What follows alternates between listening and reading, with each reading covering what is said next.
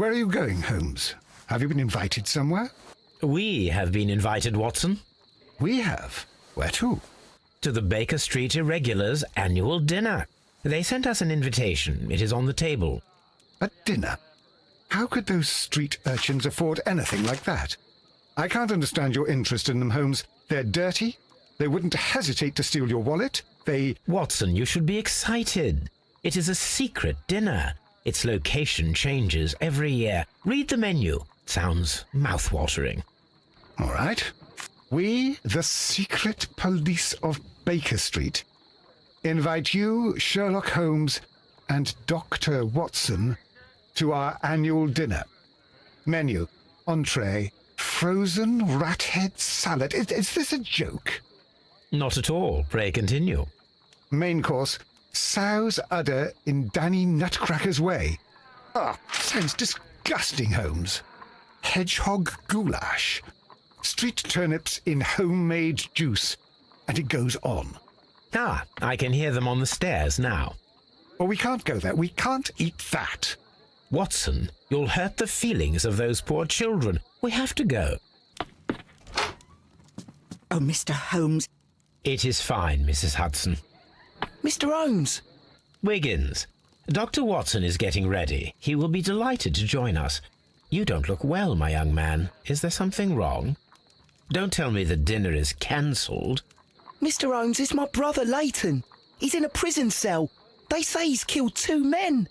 You have to help us, Mr. Holmes, because I know he didn't do it. Where is he now? From what I've heard, they took him to the yard, and they gave him a good beating already. You know what they're like. They'll hang him. They won't look any further. Holmes, we have to help him. Well, and forget about the dinner. Wiggins, I'll take the case. You're fantastic, Mr. Holmes. I'll be waiting for you at the crime scene. You'll be there, right? It's on Half Moon Street in Whitechapel. Very well.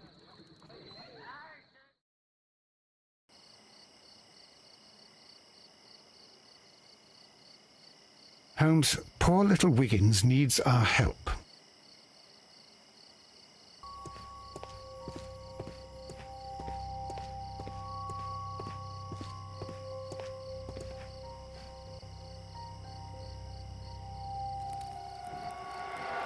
Please, gentlemen, leave the scene now. Oh, Mr. Holmes, is that you? Good evening, Constable... Constable Marrow. I was here with Inspector Aberline during the Ripper case, Mr. Holmes, back in '88. But then this is nothing like that case. With this one, we've got the murderer, the weapon, and the statements, which speak for themselves. Of course, Marrow. But you know that appearances can sometimes be deceiving. Who were the victims? The 2 men here, both shot. The stab fellow was Brian Vercotti, a well-known ruffian. The other, Kenneth Butler, a jeweller by trade. You spoke of statements. You have witnesses? Well, I was there, so I gave my own statement. And then there were 2 other witnesses who said they saw the killer Chapman. Mr. Turner, a gentleman who lives in that flat over there, and Polly Powell, a flower seller who was over at the far side of the street. So, Constable Marrow, I should be delighted to hear your testimony. I was standing at the north side of Half Moon Street. That was the side that you came from. But you would have been unable to observe this part of the street, where we are standing now. That is correct. But I saw the 2 victims slowly enter Half Moon Street, and then shortly after, the fireworks started. A few minutes after that, the fellow Chapman rushed towards me and ran into Half Moon Street. Please continue. I didn't pay attention, but suddenly I heard a woman's cries and police whistles on the other side of Half Moon Street. I rushed over there and I saw the 2 dead bodies on the ground. When I reached Whitechapel Street, I saw Leighton Chapman. He'd been caught by 2 police constables. Did you hear the shots? I didn't hear any shots. The fireworks were all over the sky. They were so loud I couldn't hear anything else. What were the fireworks in honour of, Constable? Well, today's Queen Victoria's birthday, Mr. Holmes. Ah, yes, I appear to have lost track of the days. It is May now, of course. Constable Marrow, what else caught your attention while you were running through Half Moon Street? I saw nothing but rats, and I took the time to light every corner with my lamp. Did you happen to look up at Mr. Turner's window when you were on Half Moon Street at that time? Yes, I saw that the window was open, but no one was there. It was dark in the room. Constable, your statements have been of great value to me.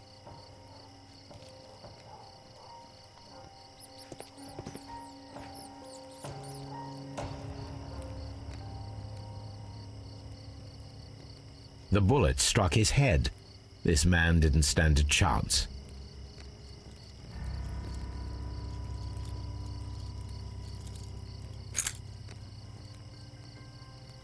This is an ordinary key. I wonder what kind of door it opens.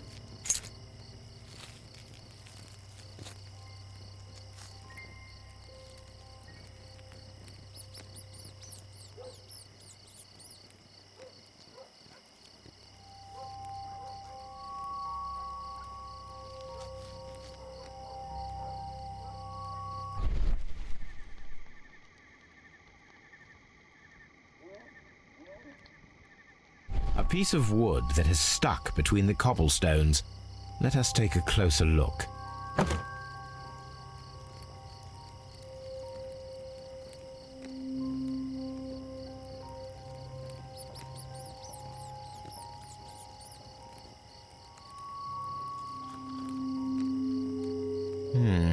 This shard of wood is quite new.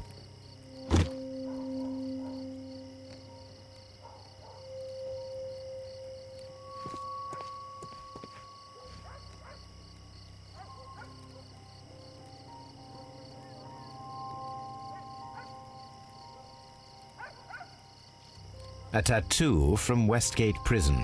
Vicotti must have done some time there.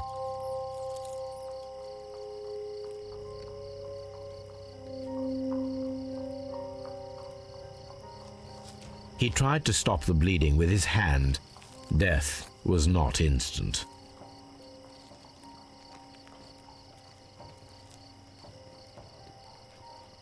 The bullet penetrated his stomach, a dreadful wound.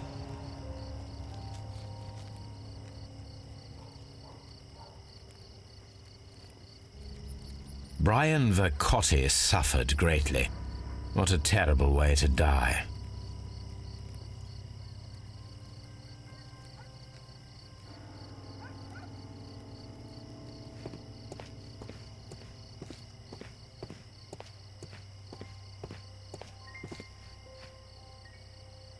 Good evening, Mr. Turner.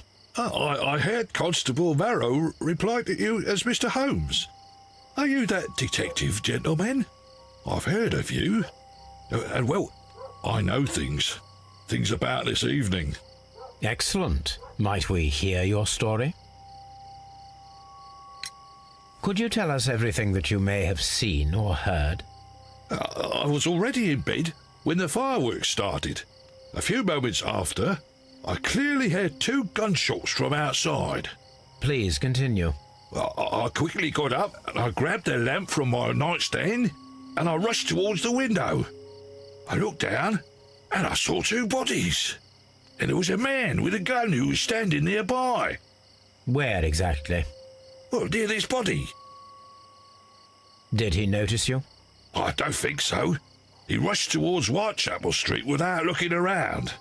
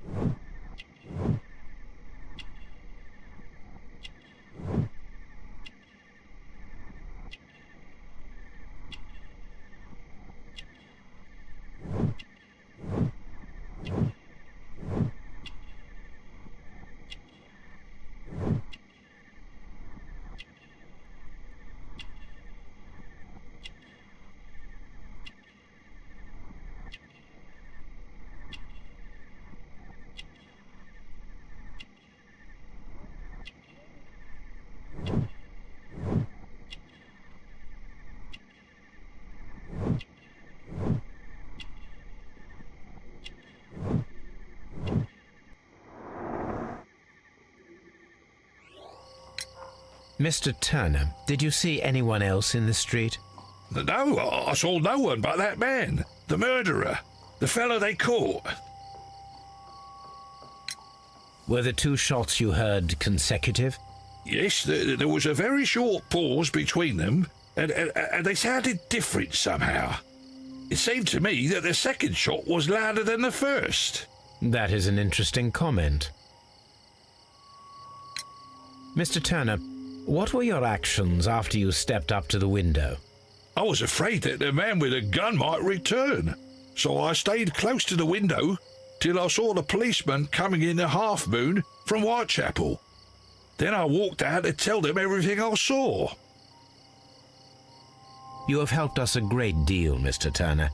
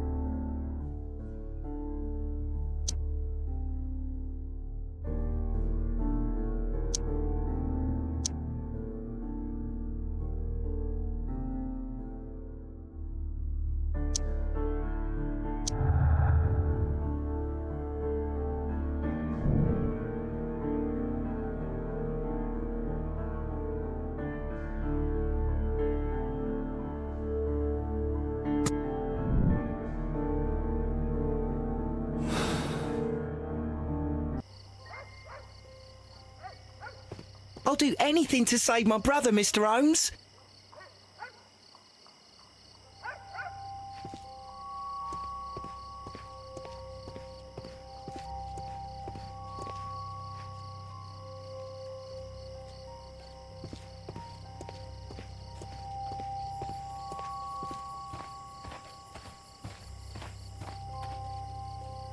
Mrs. Powell? What do you want? My name is Sherlock Holmes. I'm assisting the police with their investigation of the crime that took place this evening. Well, I've already gave my testimony, but very well. Could you tell us everything that you may have seen or heard? Yes. I was selling my flowers as usual, and then the fireworks began, in honour of Queen Victoria. I enjoyed those. But then, all of a sudden, a young lad ran out of Half Moon Street and stopped just by me. He had a gun in his hand. He was like a ghost, and all covered in blood. It was dark, but I could see him, because of the flashes from the fireworks. And then? I screamed as loud as I could. I knew that a policeman should be on duty in the vicinity. He had no time to escape. 2 constables got him. Then another constable came out from the very same street, and I heard him talking of a horrible murder. Mrs. Powell, did you hear the gunshots? I'm not sure. You know, what with the fireworks? Did you see anyone else leaving Half Moon Street prior to or at the time of the crime? No, sir, I did not. Even with all the fireworks, I was very attentive, as I'm always on the lookout for customers. My thanks to you, Mrs. Powell.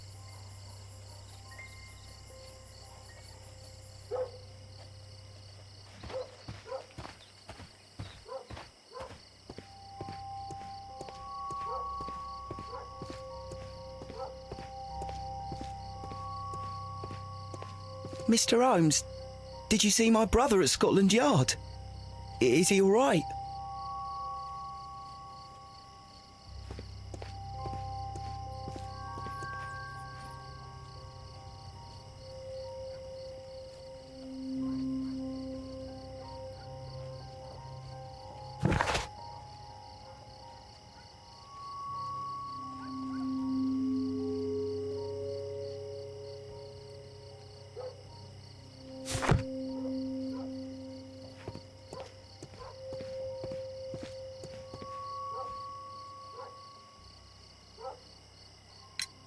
Mr. Turner, you have stated that you remained close by your window after the crime, is that correct? Oh, yes, Mr. Holmes. I stayed at my window until the policeman arrived to examine the dead bodies.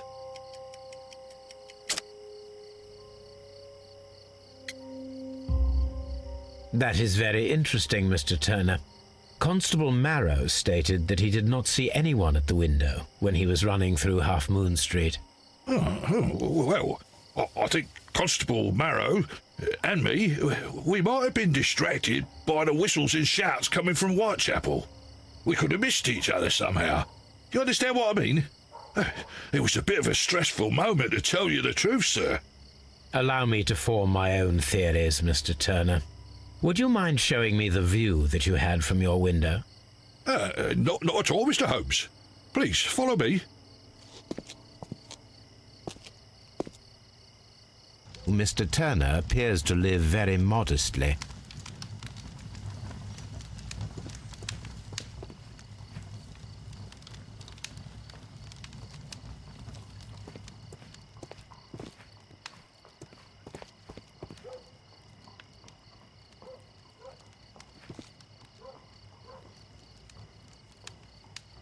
This kitchen knife is quite sharp.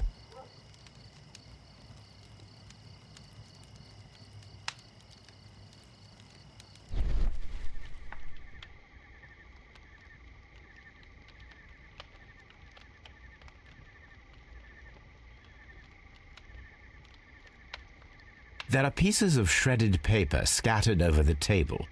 This kitchen knife was used to cut the paper.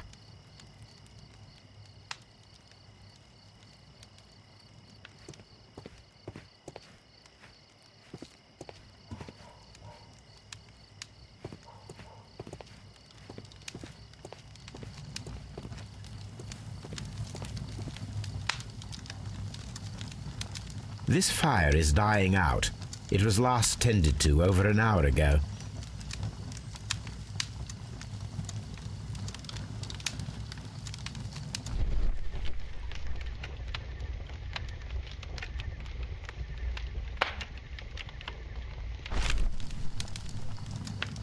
The papers are almost entirely burned. I am unable to see what's written here. These words are illegible. The papers were thrown into the fire just a short while ago.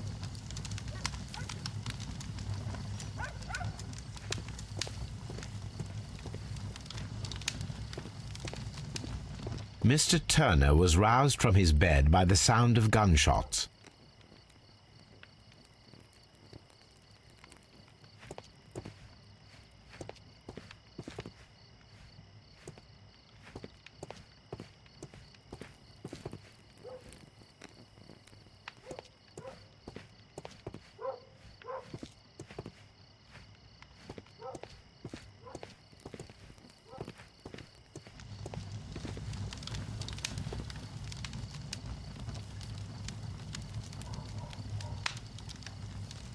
The books on this shelf are in a mess. It looks as though Mr. Turner was trying to find something in a hurry here a short while ago.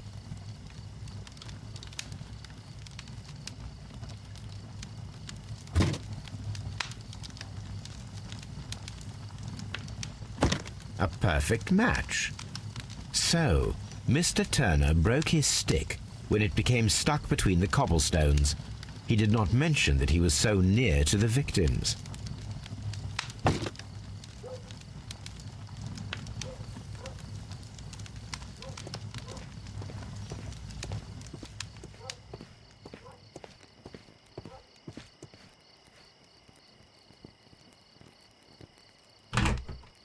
So, that's the view Mr. Turner had when he opened the window. The dead body of Kenneth Butler. Brian Vercotti's contorted corpse. Mr. Turner had a perfect view of the crime scene. He saw the bodies clearly, and Leighton Chapman standing over them. It would be my pleasure to assist you with your investigation, Mr. Holmes.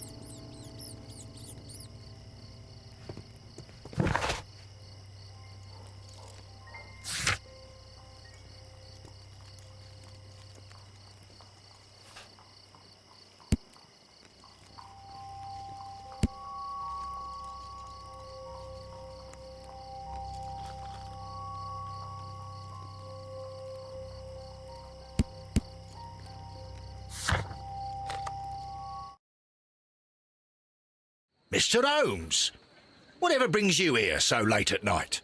I'm interested in the case of young Leighton Chapman. He was arrested earlier this evening and accused of a double murder. I beg your pardon? That case is quite clear to the police. Or are there any new facts that we don't know about? Who knows, Inspector? Look, you are free to investigate, of course, Mr. Holmes. Chapman was arrested with a revolver in his possession, which you can find in the evidence room. The suspect himself is in custody. Did you find anything else on his person? A few personal belongings. Nothing particular, Mr. Holmes. Thank you, Lestrade.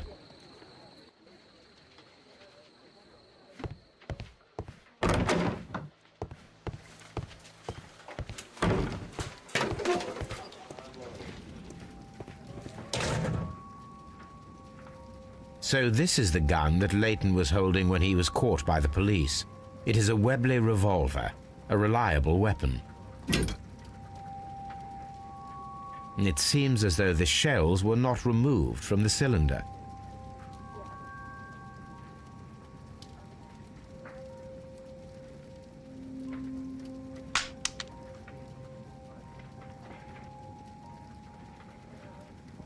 Two out of the 6 shells have been fired.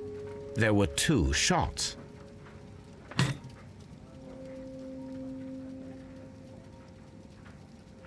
A cheap watch, bought with his own money, no doubt.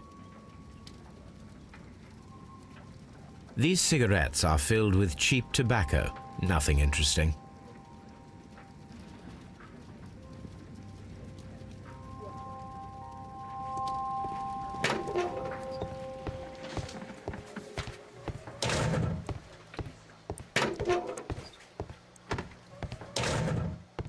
Please escort this suspect for interrogation. Good evening, Mr. Chapman. Who are you? I've got nothing to say. It's all a mistake. Calm down, Leighton. I have come here to help you. To find out if you truly are innocent, as your younger brother Wiggins has told me. My brother? You know him? Then that means you're... Sherlock Holmes. Oh, blimey. All right, Mr. Holmes. I'll tell you everything.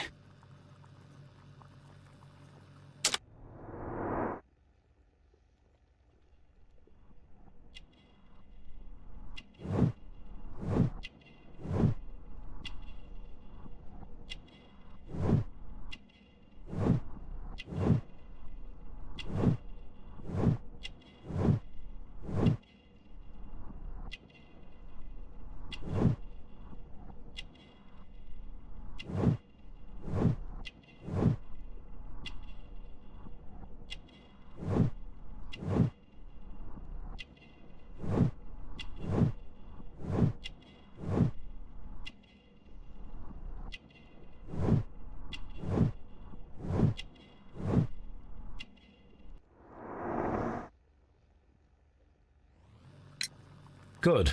Tell me your account of what happened.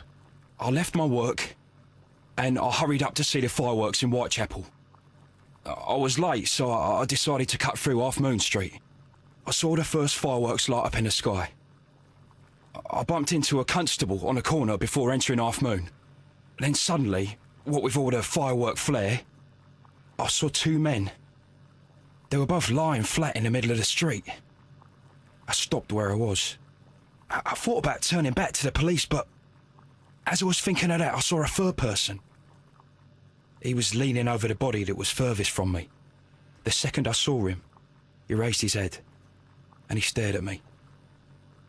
In a flash, I saw his gun, but he made a dash for it instead and he escaped through Whitechapel Street. So you might still have had time to return to the constable. I panicked. I didn't know what to do. Anyway, I approached the bodies just to see if they were still alive. I saw that one had blood pumping out of his stomach. He was dying. It was horrible. The second one was already dead. He had a hole in his head. He was holding a gun in his hand, though.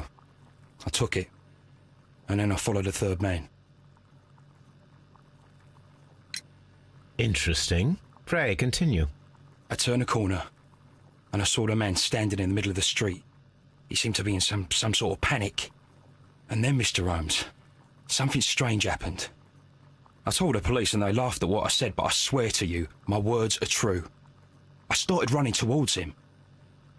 But then I was blinded by a flash.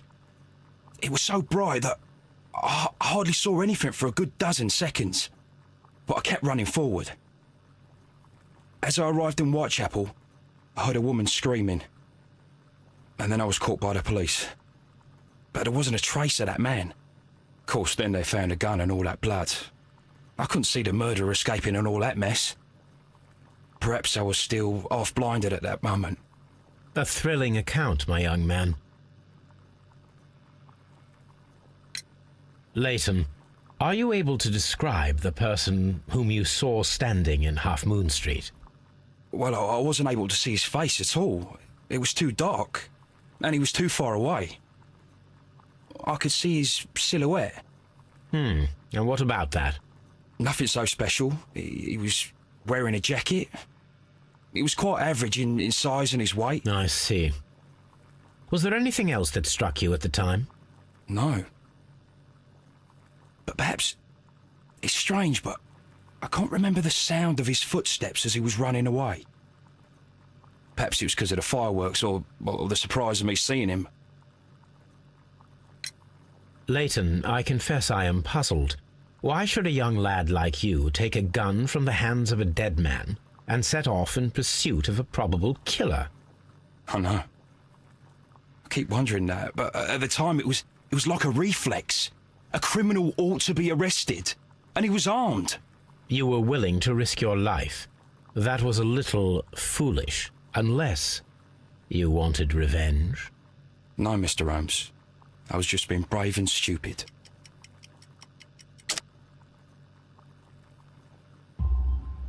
I'm sure that you were, but I believe that you may have recognized one of the victims, Brian Vercotti. You knew that gentleman well, did you not? However could you know that?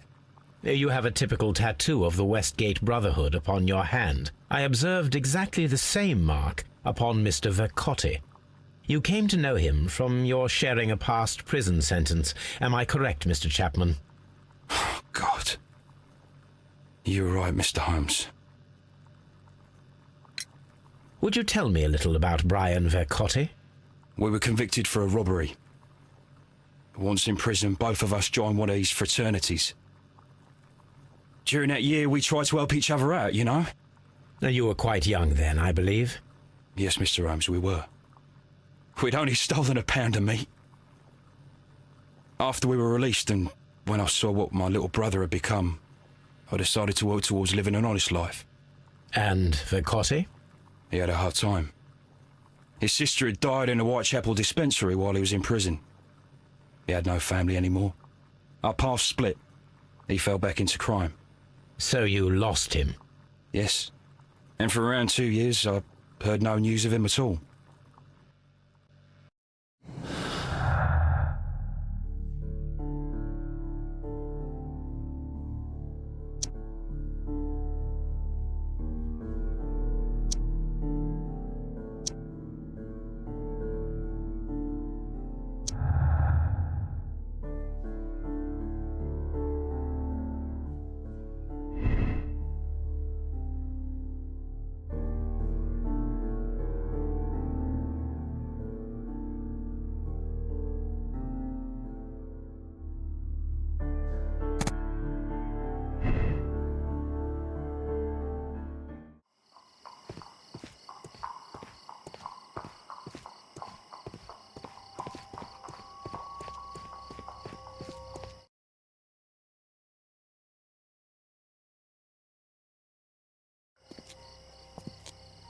What's up with you, lad?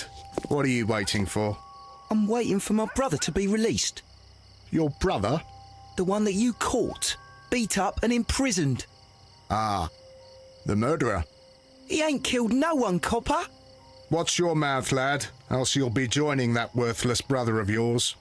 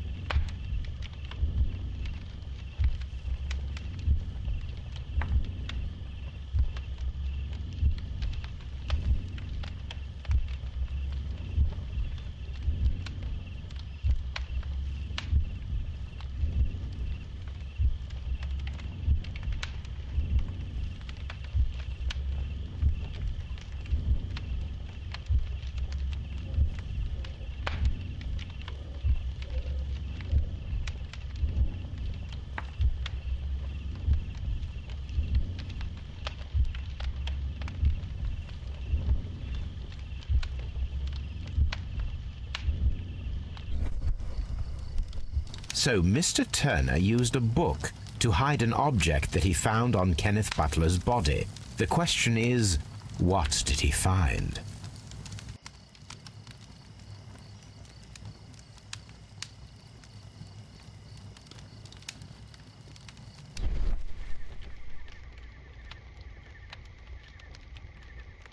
I can see prints from greasy fingers upon the cover of this book. Let us take a closer look. Well now, what a find! A precious jewel, concealed inside a book.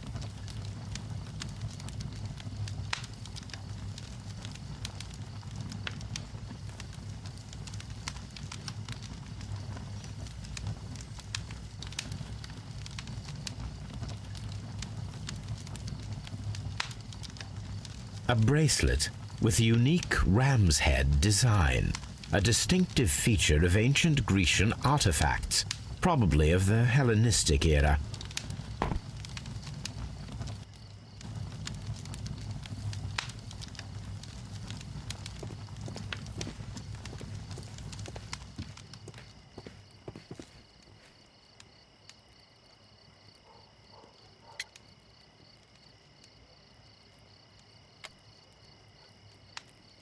Mr. Turner, if you don't object, I'll remain as your guest for a little while longer.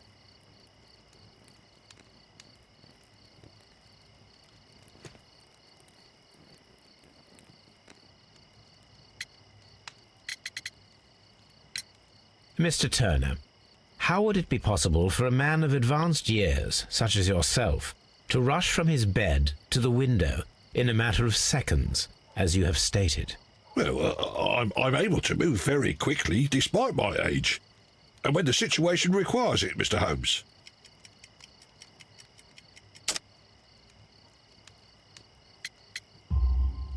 I highly doubt that, Mr. Turner.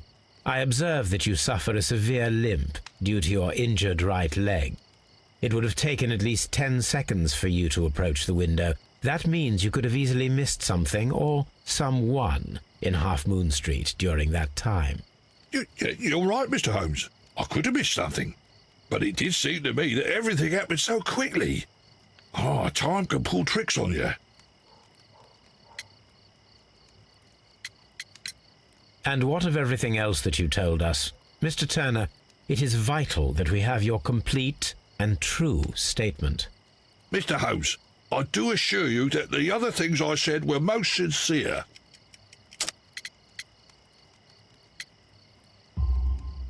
Mr. Turner, you were not sincere with me. Not then, and not now. But Mr. Holmes... This, Mr. Turner, does not look like anything that a poor man might possess. It is worth more than the home that you live in. I can explain. No, merely correct me if I am wrong.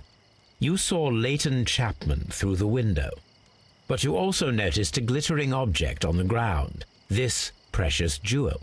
You walked down and took the bracelet from the body of Kenneth Butler, and when you heard the whistles, you hurried away. That broke your walking stick. It caught fast between the cobbles. Constable Marrow was unable to see you in the window as you were climbing up the stairs on your way back to your flat.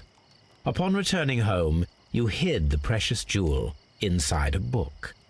Mr. Holmes, please don't send me to prison. I didn't do anything bad. I'm just a poor man. When I chanced upon the bracelet, I saw it as an opportunity to make a little money. I was desperate. I only took the bracelet, that's all, I swear. You made a mistake by lying to me. But you are not a criminal. I believe that. Although I must return this bracelet to its rightful owner.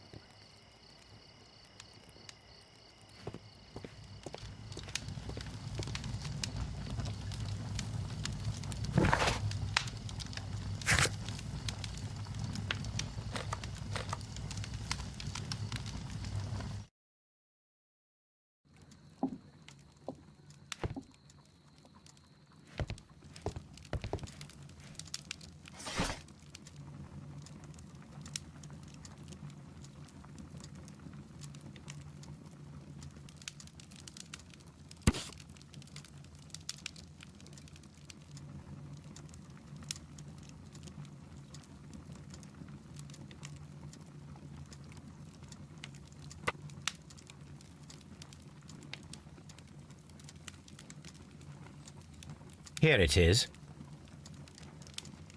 I need to continue my research in my archives.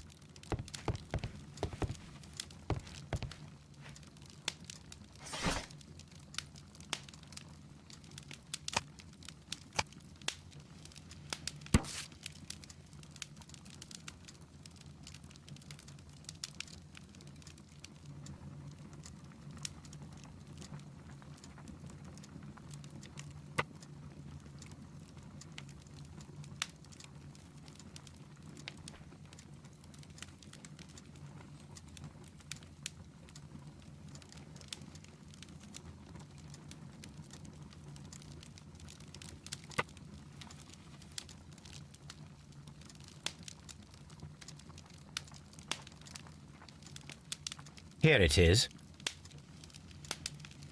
One of the victims, Kenneth Butler, was involved in the story of the stolen Hellenistic treasures. A visit to his pawn shop should tell me more.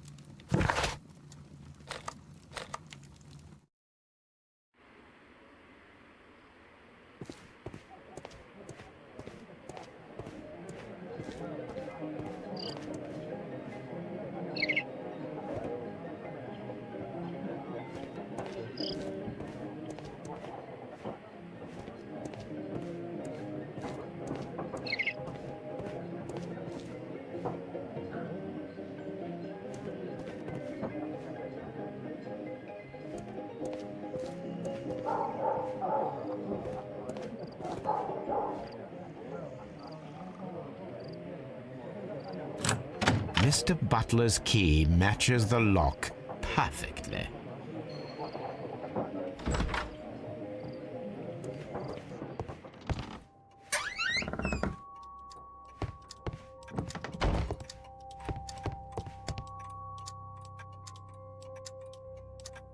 A flare pistol. Perhaps it was pawned by a destitute sailor.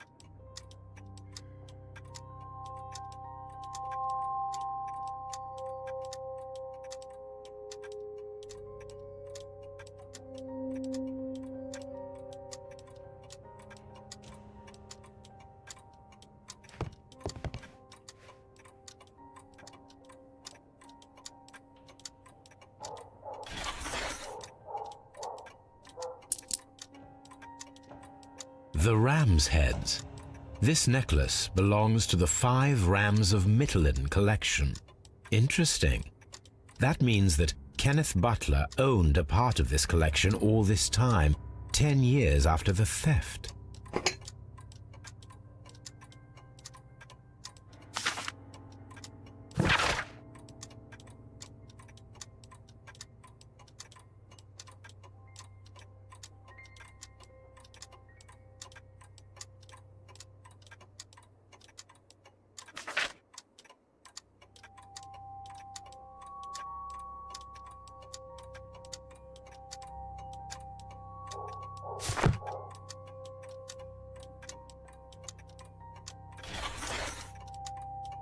It looks as though Mr. Butler kept a careful record of his operations.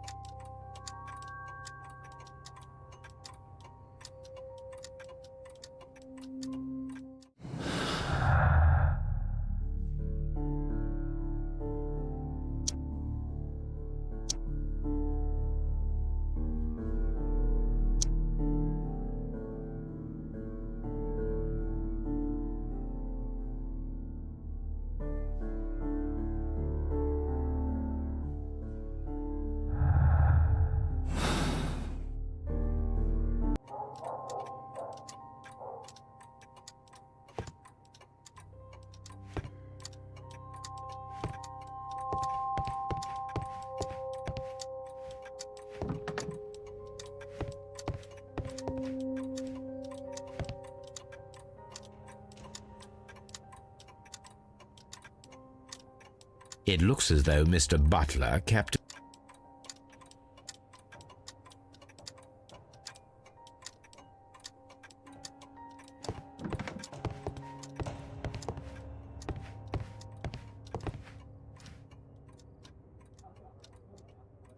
crampons and a sharp ice axe would only be brought here by a mountaineer.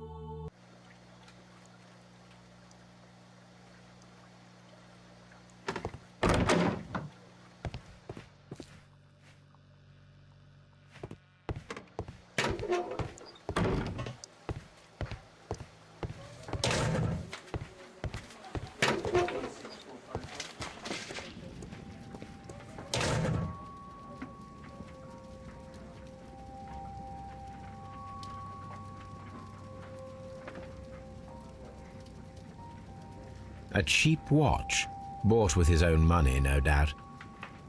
So this is the gun that Leighton was holding when he was caught by the police. It is a Webley revolver, a reliable weapon. These cigarettes are filled with cheap tobacco, nothing interesting.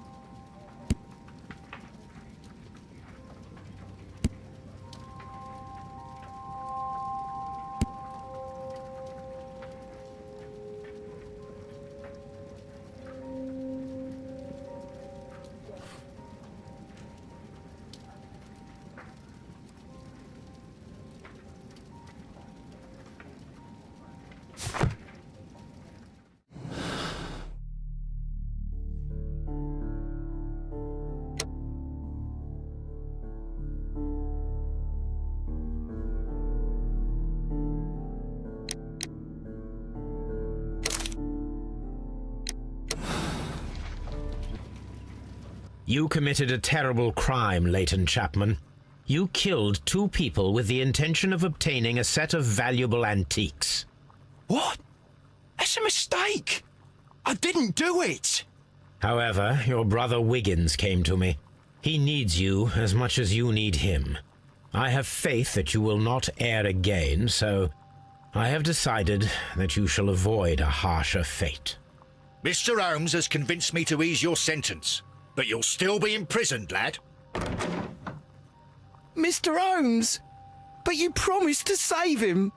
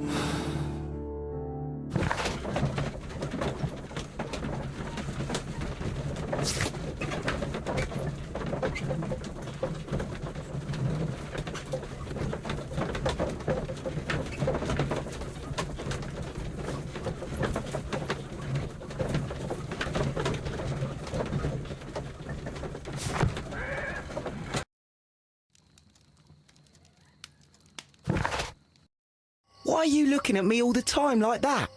I'm just watching you, lad. I never know what to expect from people like you. People like me? Yes, street beggars and thieves. I ain't a thief. Oh, no?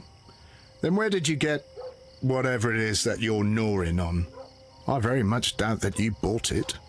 What ain't seen can't hardly be stolen.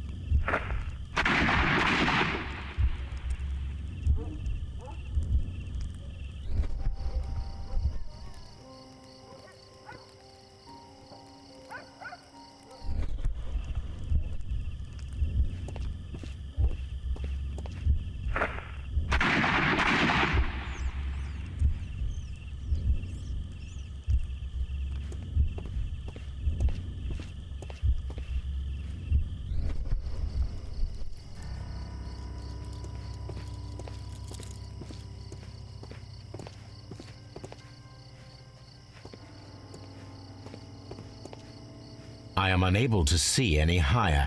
I need to find something to lift my lamp.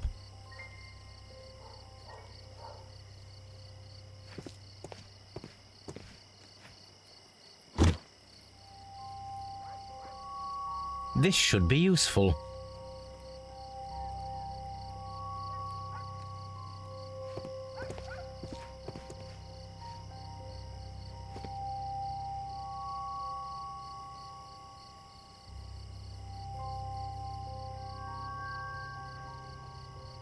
This is most definitely a bullet hole.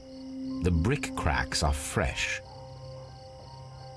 Watson, there was a third shot fired in this street.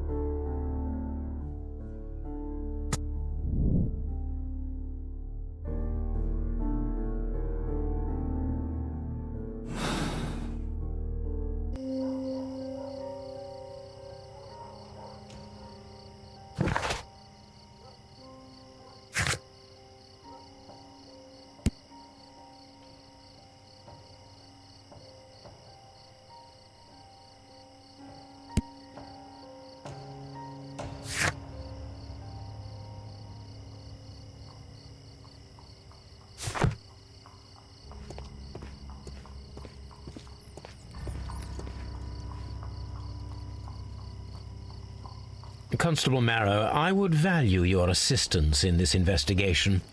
It would be my pleasure, Mr. Holmes. I would like to make sure that there are no places in Half Moon Street where a man could hide while you were running through it with your lamp. All right, Mr. Holmes, what should I do? Take your lamp and start walking, just as you did before, and try to find me. Understood.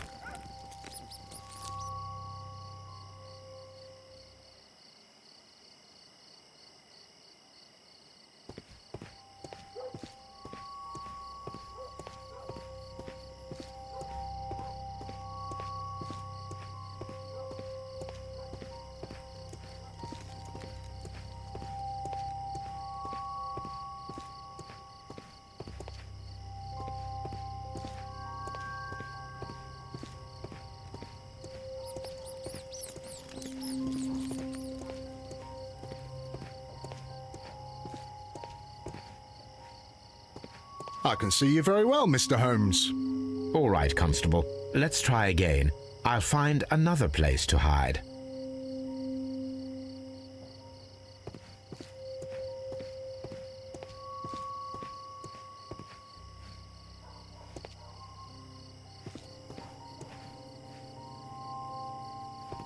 Here you are, Mr. Holmes. All right, Constable. Let's try again. I'll find another place to hide.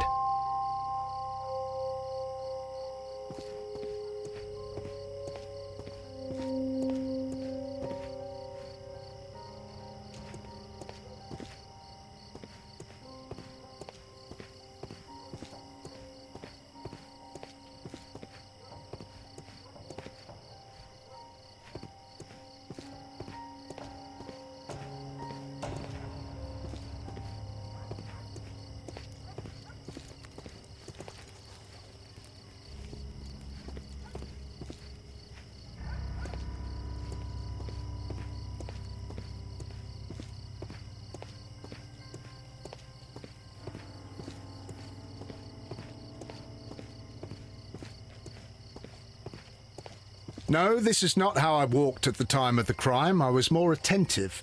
Let's start over again.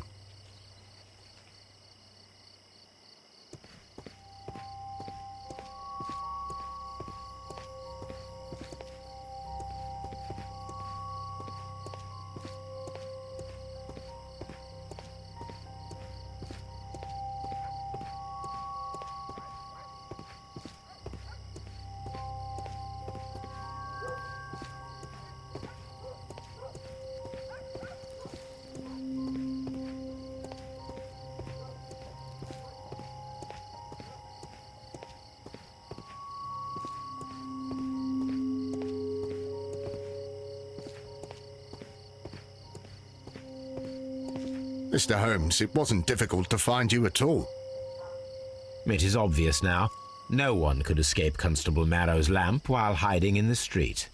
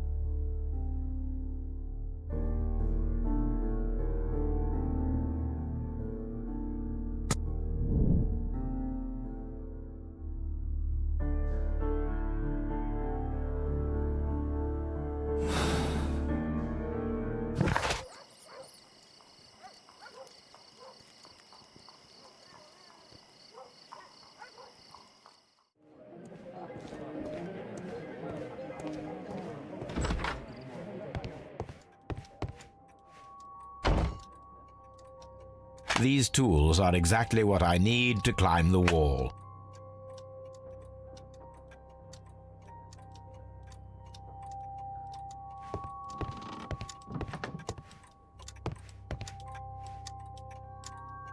This is exactly what we need in order to imitate the flash of the fireworks.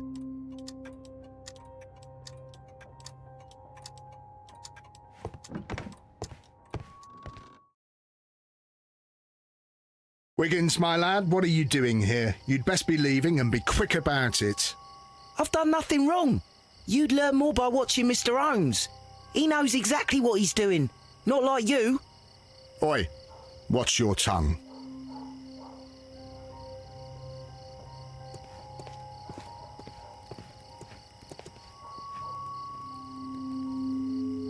Constable Marrow, Watson, I would like to perform another kind of reenactment with your help. I'm listening, Mr. Holmes. I want to check if Leighton's testimony can be trusted. If someone could vanish into thin air at a specific moment. But Holmes, I don't see how. I am going to be the mysterious gentleman whom Leighton followed. I will stand exactly where he saw him before he was blinded by the flash. Watson, you will be Leighton. When I fire the signal flare, you should start to chase me. I understand, Holmes. You, Constable Marrow, just play your part and do exactly as you did. Just, please, wait 5 seconds after the signal flare. I doubt that Polly Powell would have screamed any earlier. As you say, Mr. Holmes. Let us begin then. Catch me if you can.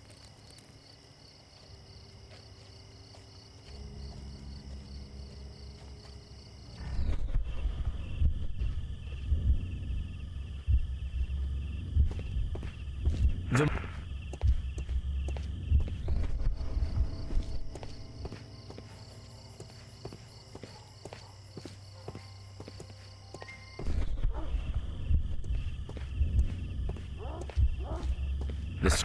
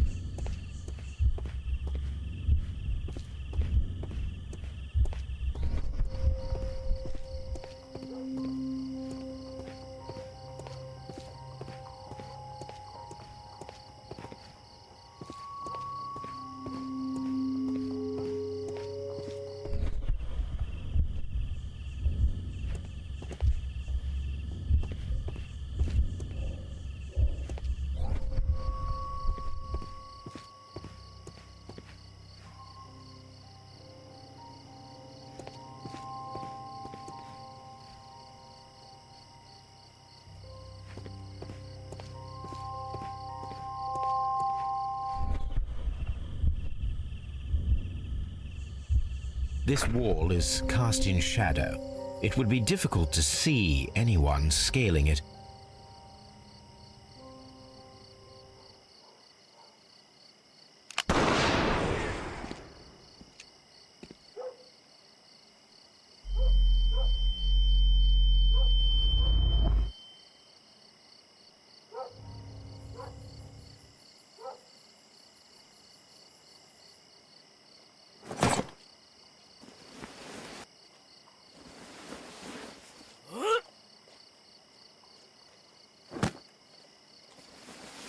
I can barely see anything.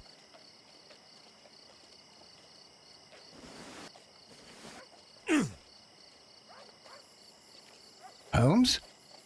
Are you there?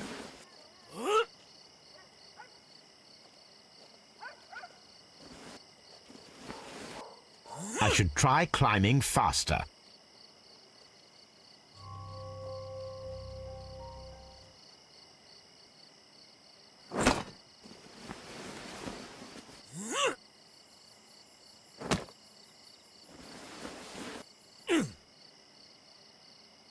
I can barely see anything.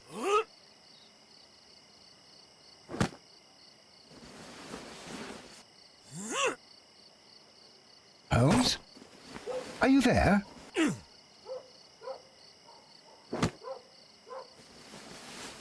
Where is he? My God, a man can't just disappear like that.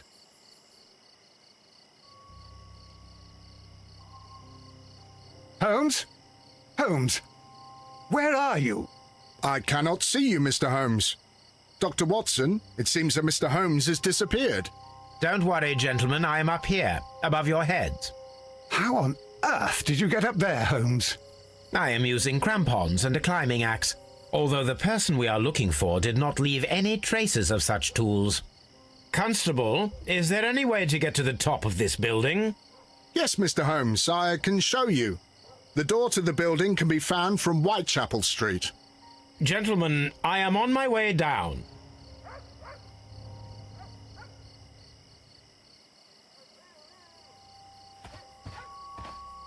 This is the back door of the building with the attic floor that you required, Mr. Holmes.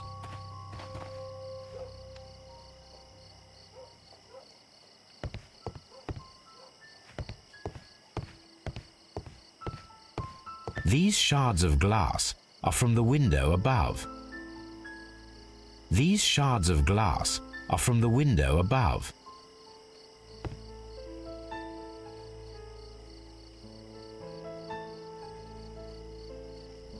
It's empty.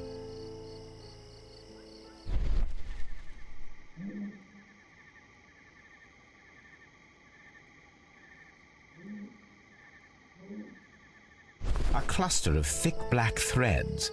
They're unusually strong. I should examine them under the microscope. It's empty.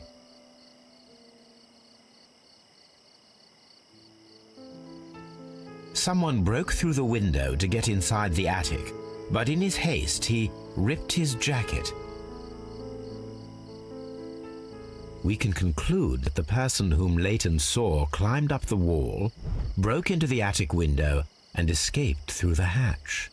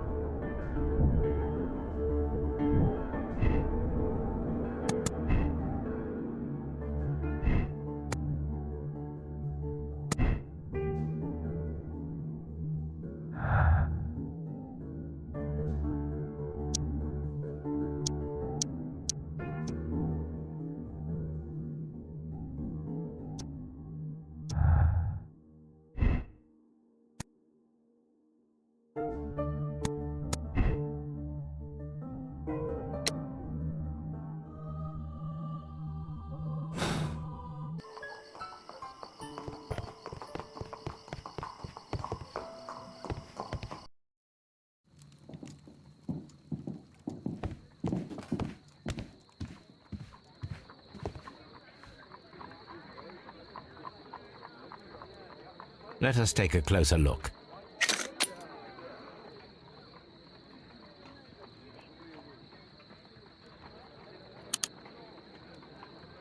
It is not a thread, but a hair.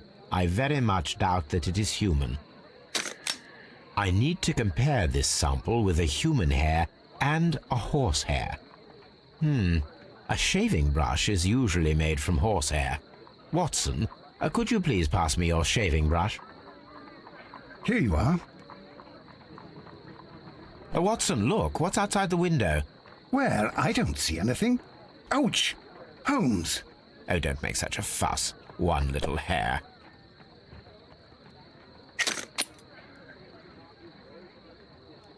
Human hair is significantly thinner than the black sample. The horsehair is thinner than the hair that we found. So, this black hair belongs to an animal, and it is larger than a horse. A hair from a large and exotic animal.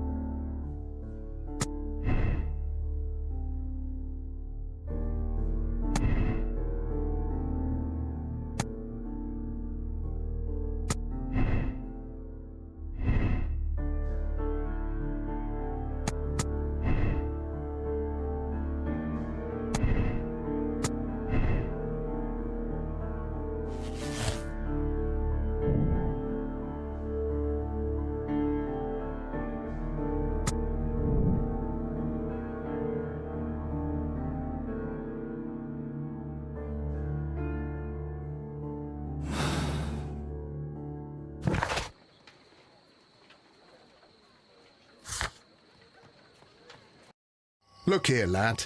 You'd better go home and start thinking about what a fine pickle your brother's landed himself in. Ha! But he'll be free tonight, 'cause he's innocent. Don't be daft, lad. It's a closed case.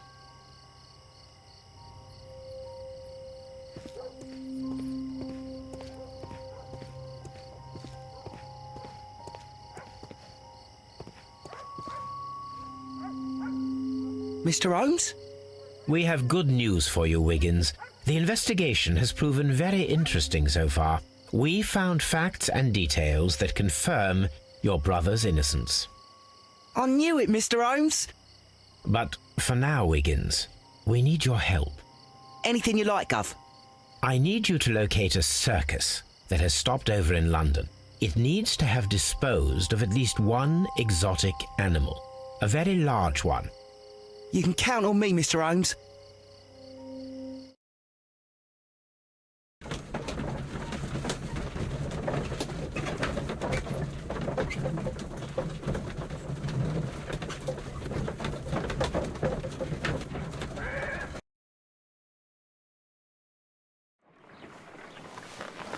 I do hope that those children don't get into trouble, Holmes. Don't worry, Watson. I predict some news in 7 seconds. Mr. Holmes, we found it. Here it is. And this is a young Indian elephant, the highlight of the show. Duval Brothers, a well-known traveling circus that is currently stopped in London. I believe that is exactly the type of circus we are looking for. I'll pay it a visit.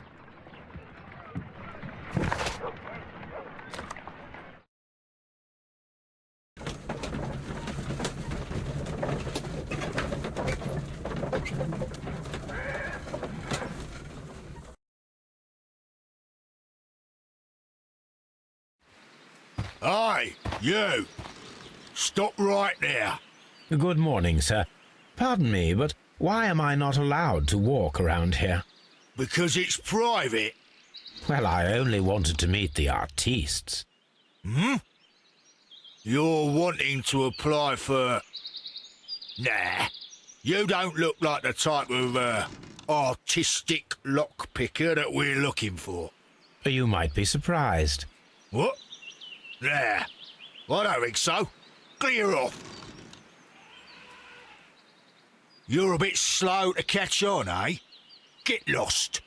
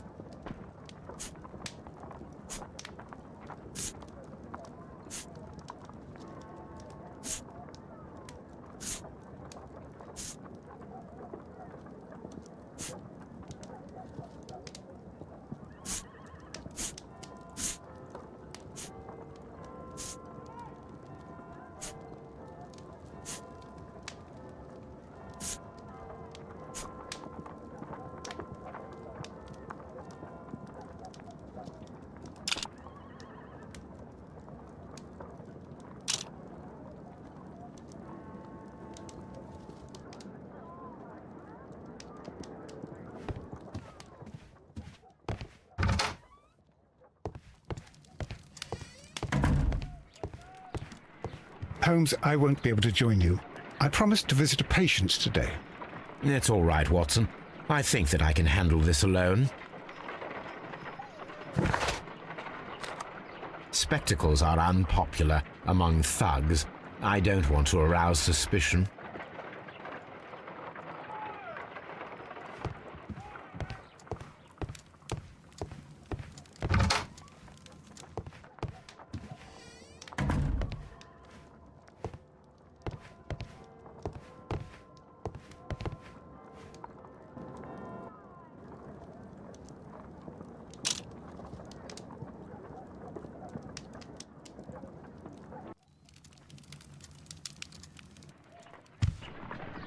Stay where you are. What are you doing here, and where is Sherlock Holmes? Calm down, Watson. Take deep breaths now. It's me. Oh, thank God, Holmes. I can't get used to your disguises. Thank you, Watson. That means I am ready to go.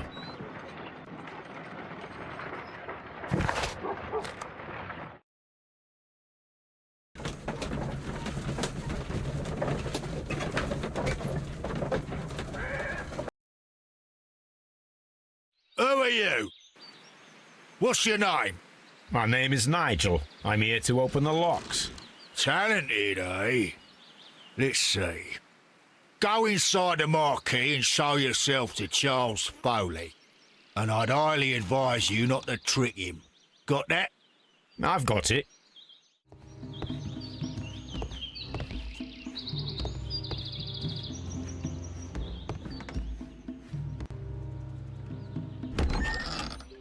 So, everything is here just as you asked. Now what about the money? Some of the barrels are wet. Transportation issues, it couldn't be helped. Whatever. We'll be here after midnight to pick up the supplies. I want to be paid first. No. You'll be paid after we make the transfer, as I said. Right? I hope that no one saw you. The police are on the lookout. Of course not. I'm a professional. Glad to hear it. Be ready for tonight, then.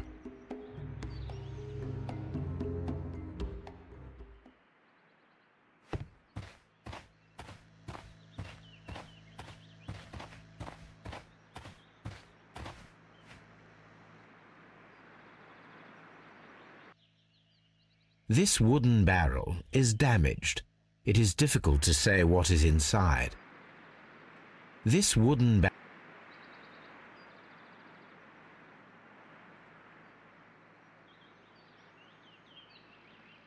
There is a spot on this barrel that was intentionally painted out.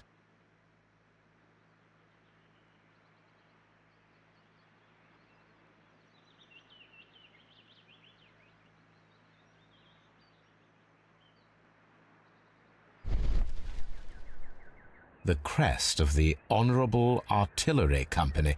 Could it be gunpowder? I need to be sure.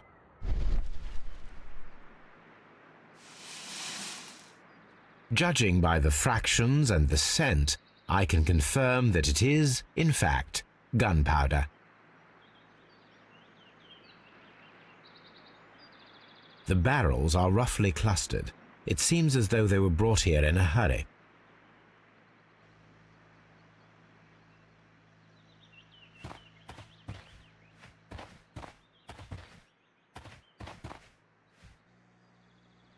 This printing press is old, but still quite capable of printing hundreds of pages per day. From lambs into lions, those are words of encouragement and defiance. That's a picture of a contemporary gentleman wearing a Robin Hood hat. Interesting. This poster was clearly made to fire up rebellion amongst the people. There are enough posters to paste across half of London's walls. Powder kegs, a printing press, and a great many blank papers. All of this was stolen by the Merry Men quite recently. And these poster samples. I am quite sure it is not a coincidence. The Merry Men are planning some sort of sabotage. Stop right there. Who are you? Are you Charles Foley? Maybe. They say that I can open any door. Do they now? We'll see that lock near the chains on the table over there. Open that.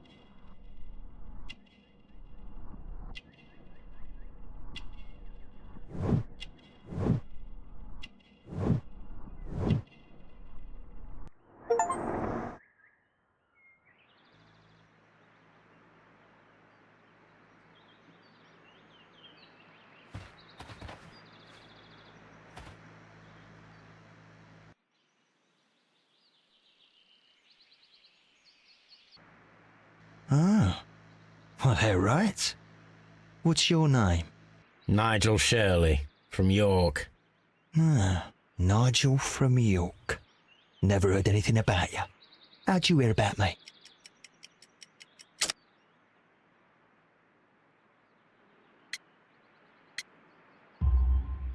It's a long story. I met your brother, Vincent the Butcher Foley, in prison. He told me all about his betrayal and all about you.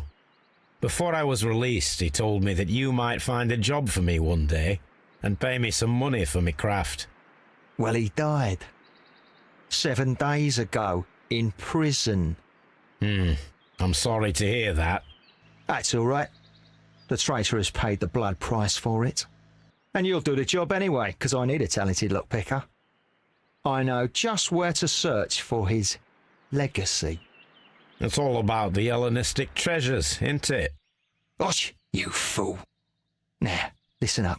You'll come with us tonight, and you better mind yourself. Us?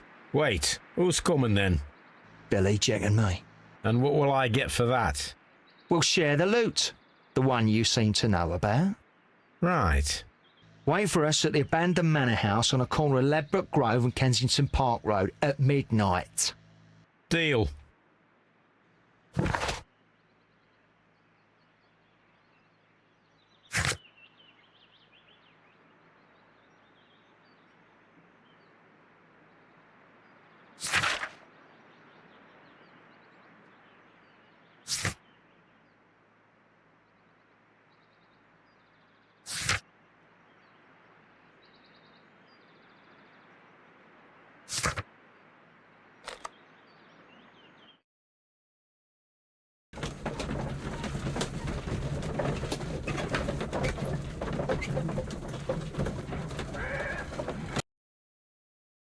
Here I am at the manor. Somewhere inside it are the Hellenistic treasures. This lock is quite old. It shouldn't be much of a challenge. I need to find where the safe is hidden and lockpick it.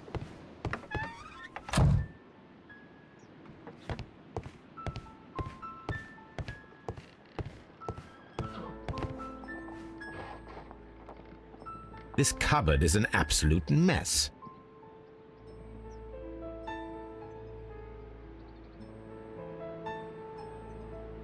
Several books have fallen from the shelves. It seems as though this cupboard can be moved. I'll give it a try.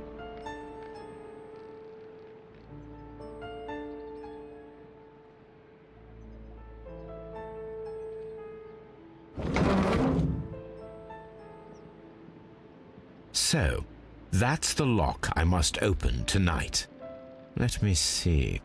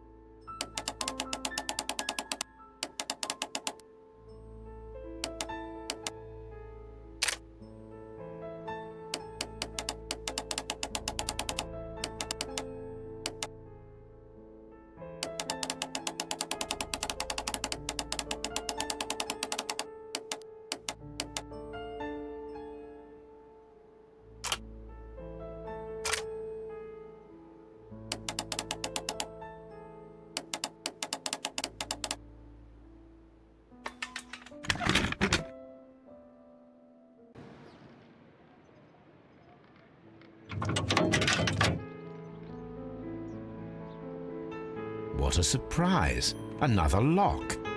And I won't be able to pick it. I recall that precious key around Foley's neck. It might prove a decent fit. I suppose they hired me to only open the first lock. Let us wait for the thieves, trap them, and find out.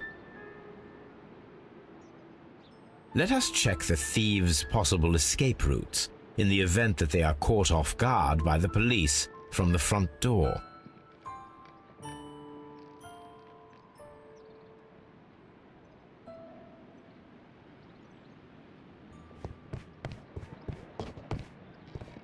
This door is a perfect means of escape in an emergency.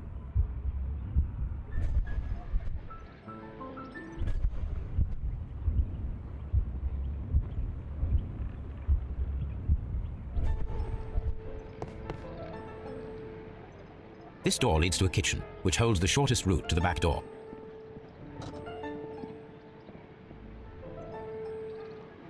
A solid rope.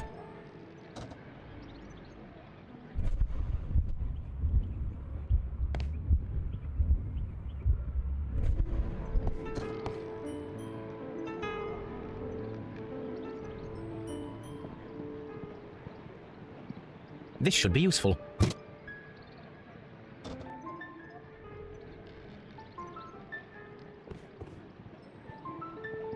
A solid rope.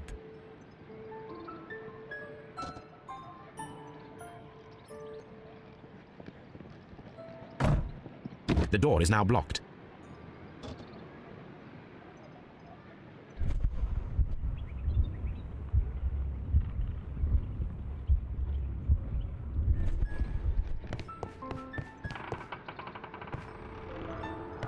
The ground floor window is a perfect way to escape the police.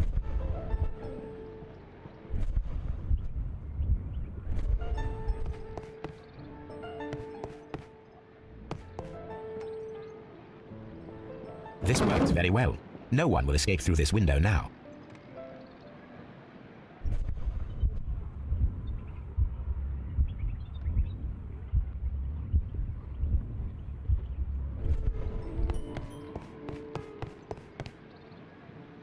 This should be useful.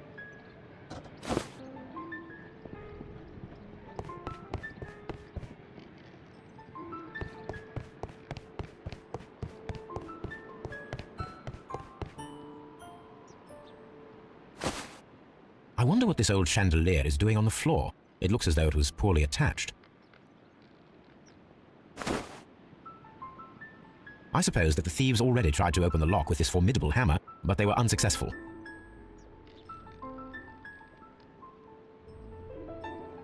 Now, if anyone takes the hammer, the rope will uncoil and make the chandelier fall.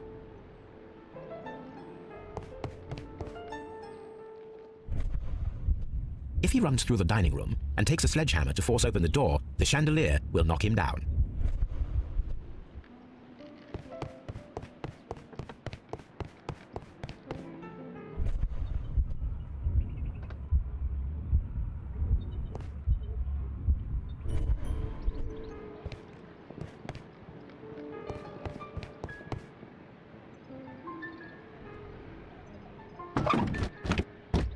There is no ladder. If anyone falls here, he will need assistance to get out.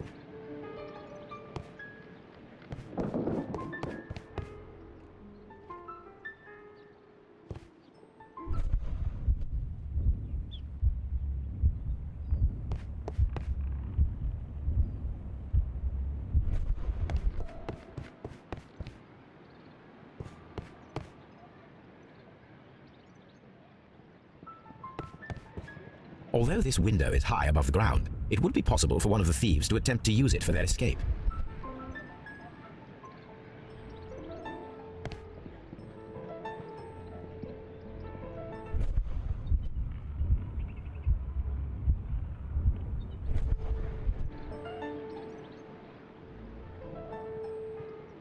This is the perfect place to set a trap.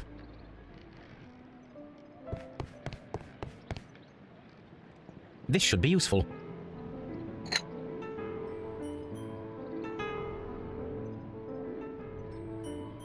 One step on these beads, and our thief will go flying. I should walk carefully here, else my plan will be ruined.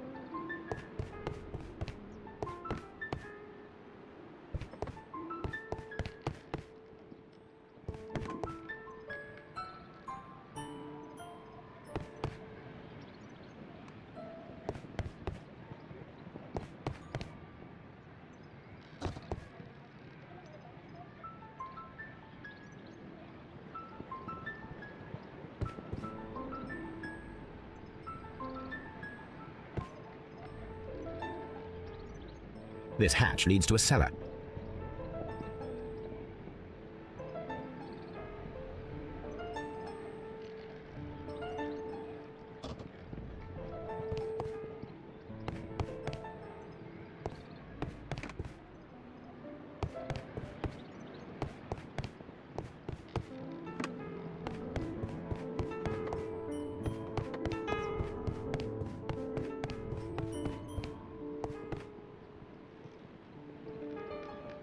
This should be useful.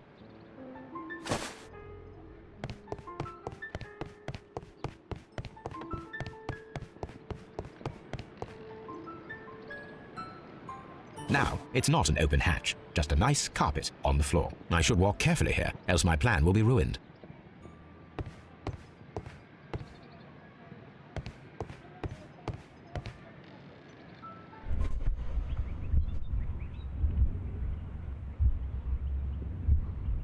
Any thief who finds his way upstairs will roll down very quickly. Now, if a thief runs through the kitchen, he'll pay a surprise visit to the cellar. The traps for my circus companions are all prepared. I can leave now, but I'll return later with Charles Foley and his companions.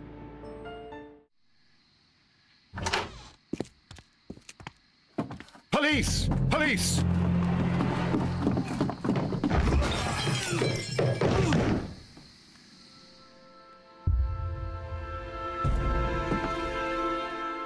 Stop where you are! Where are they? Trapped, Watson, with your assistance. How so?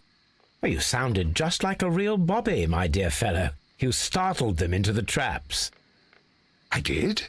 I assure you, Watson, it was quite an entertaining show. They will not escape the house now. You scum! And this is the pistol used for the murder in Half Moon Street. How'd you know about that? Have you closed the case yet, Sherlock? Mycroft, what are you doing here? Did you follow me? Sherlock, it may seem that I used you, but you should be pleased to know that you have served our Queen well, in this instance. So now, let us catch the big fish. But this man is not one of the merry men? No. Then why exactly are we here, Sherlock? This gentleman, Charles Foley, has been involved in a double murder, and the hunter of a set of valuable antiques, the Hellenistic treasures, which disappeared in a theft many years ago. You're no better than the coppers!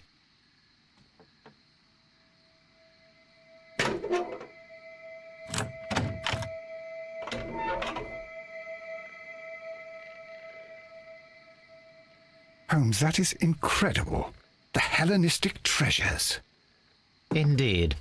Nothing but trifles. Where are the merry men? I don't know why you are asking me, Mycroft. They are yours to find. I'll see you soon, dear brother.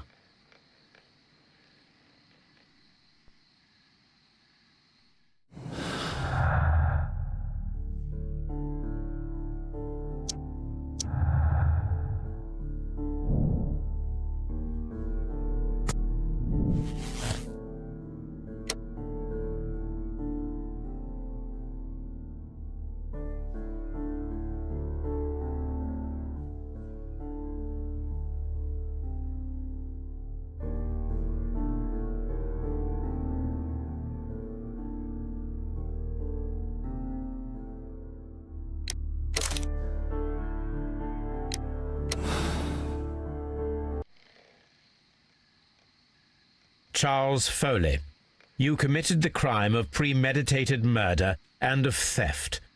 You will be severely punished for your deeds. You are pitiful, you Scotland Yard dog. Save your words for the gallows. I'm sure the journalists will love them. I shall leave now, Watson. Gentlemen, please take our friends here into custody.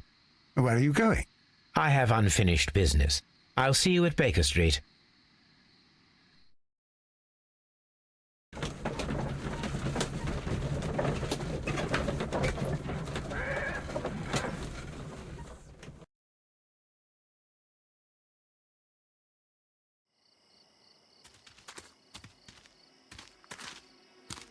Be careful with the lamps.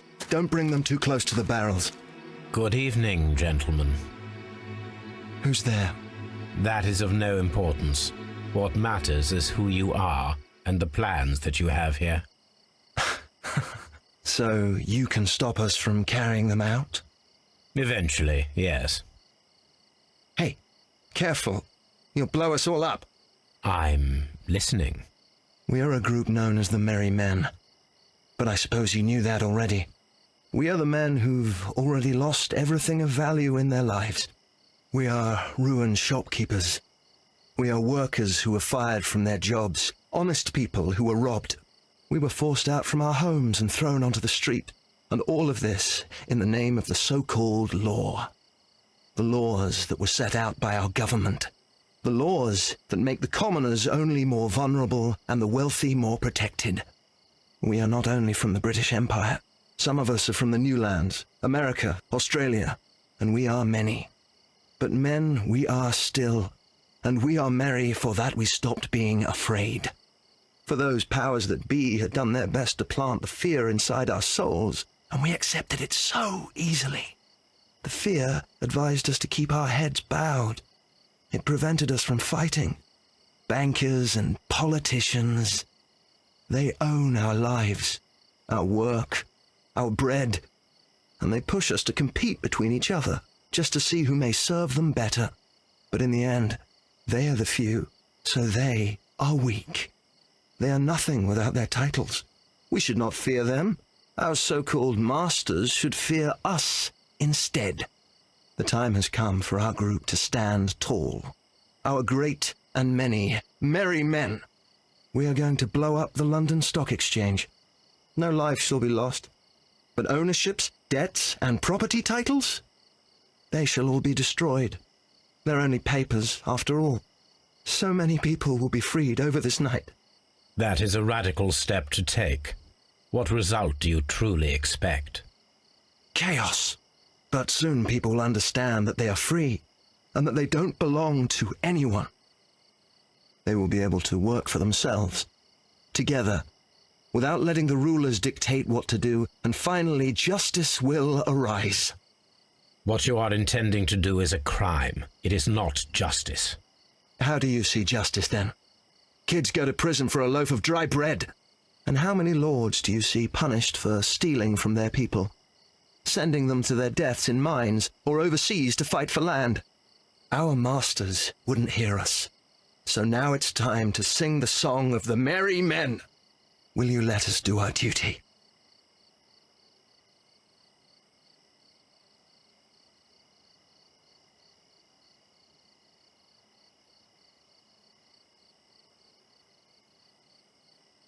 When people fight the order, they are too blind to see the consequences that throw society into chaos. I shall stop your actions, but not you. Run. Now!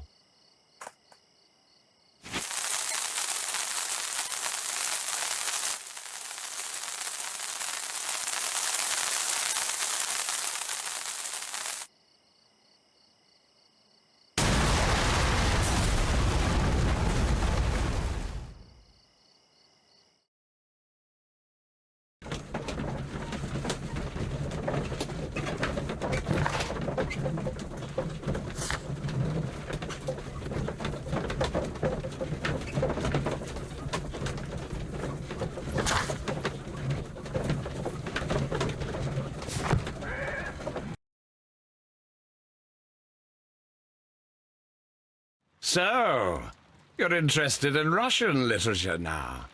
Quite, lately. It is an interesting book. I remember a few lines. Really? I tried reading it myself, but I had a hard time understanding it. Yes, Doctor.